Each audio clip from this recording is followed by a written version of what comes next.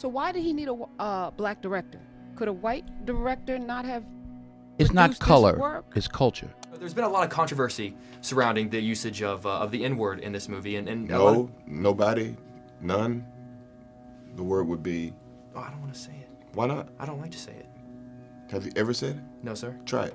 I don't like to say it. Try it. One thing about if me in politics is to give you a direct statement right there is be playing a game that I'm not interested in playing. Okay, To give you a direct statement right there.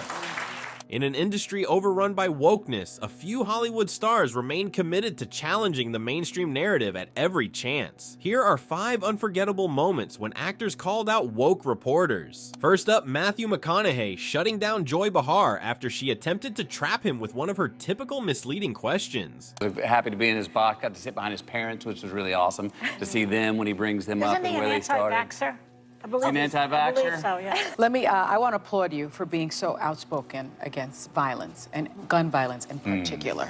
And you're a Texan, and you spoke so passionately at the White House last year in the wake of that shooting at Robb Elementary. In 2023, Matthew McConaughey appeared on The View to promote his children's book, Just Because. After talking about fatherhood and the inspiration behind the book, Sonny Hostin turned the conversation toward his 2022 speech on gun violence, which sparked a heated discussion. Joy Behar, who had already tried to throw him off earlier in the interview, made another attempt to trap him with a typical gotcha question. However, McConaughey wasn't having it, confidently shutting her down with his signature calm style. Political offices in your future? Can you see that? If it's where I would deem myself to be most useful?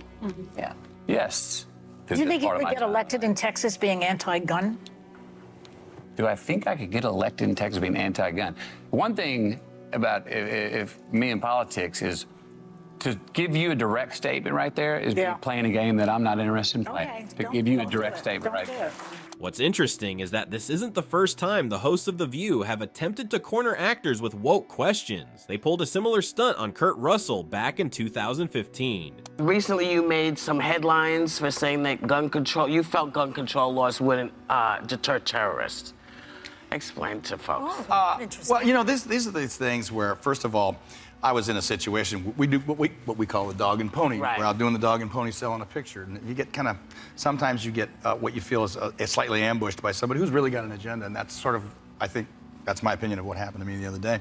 Even more interesting, Kurt Russell's appearance on The View followed closely after he made headlines for shutting down another woke interviewer. Sensing the potential for drama, the host attempted to bring up the gun control debate again, but knowing how Russell typically handles these situations, they toned it down. Nevertheless, Russell was determined not to let them off the hook easily. The last thing I like to watch is entertainers or actors get political. It's just something I can't stand watching. So having said that, no, I was kind of asked to put it in context somehow with this movie. You know, my personal feeling is that there's a big difference between Fantasyland and reality. Fantasyland is what we do. You're either writing something, writing a song, writing a book, doing a movie, doing a television show. That's Fantasyland. And that's where that stuff belongs. In reality, when we're dealing with things like terrorism and whatnot, we're all going to have different opinions on how to do it and how to deal with it. Yeah. Mine happens to be that I think there's a very strong reason founding fathers had for the Second Amendment. It was nearly as remarkable as the time Denzel Washington confronted a woke reporter who accused him of being racist. So why did he need a black director? Could a white director not have It's not produced this color, work? it's culture. Explain the difference, because I think we're in a Steven space Spielberg right did Schindler's List. Martin Scorsese did Goodfellas, right? Steven Spielberg could direct Goodfellas. Martin Scorsese probably could have done a good job with Schindler's List, but they're cultural differences.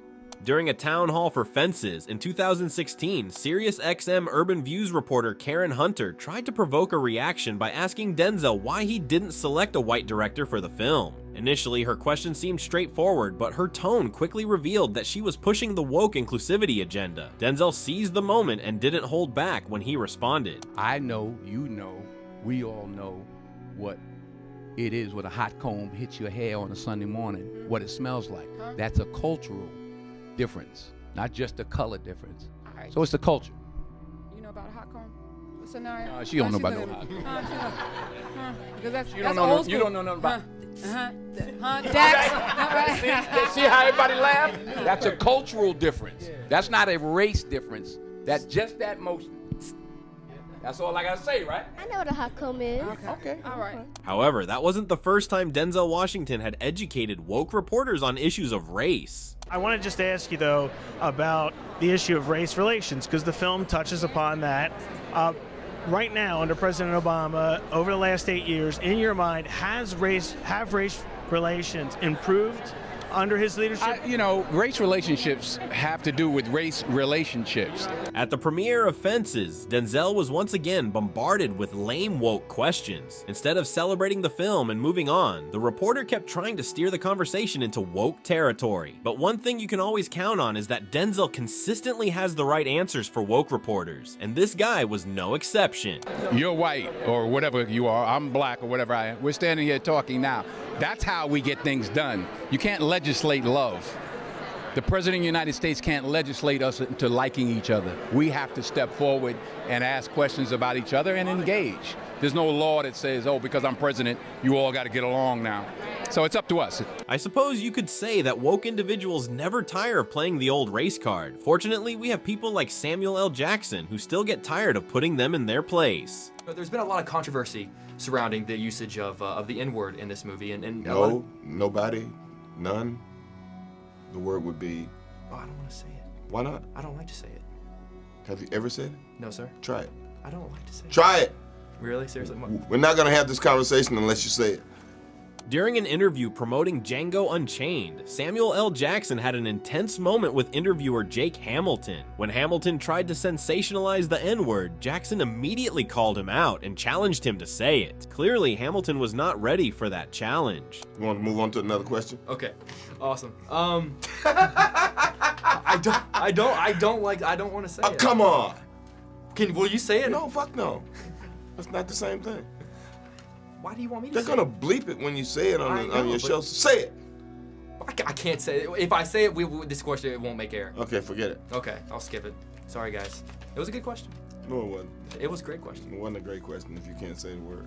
I wanted to ask about... To wrap things up, let's revisit the moment when Morgan Freeman turned the tables on a reporter who was trying to provoke him into discussing woke topics related to Black History Month. Black History Month you find ridiculous. Why? You're going to relegate my history to a month? Oh, come on. What do you do with yours? Which month is White History Month? Well, come on, tell me. Well, I'm Jewish. Morgan Freeman is known for being candid about social issues, especially regarding woke topics.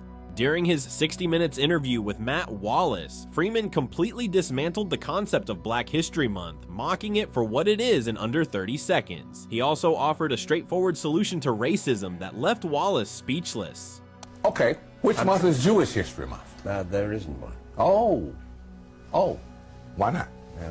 Do you want one? No. I don't either. I don't want a Black History Month. Black history is American history. How are we going to get rid of racism? Stop talking about it. I'm going to stop calling you a white man. Yeah. And I'm going to ask you to stop calling me a black man. Now that's how you give a woke person a complete factory reset. Subscribe for more content that exposes woke culture.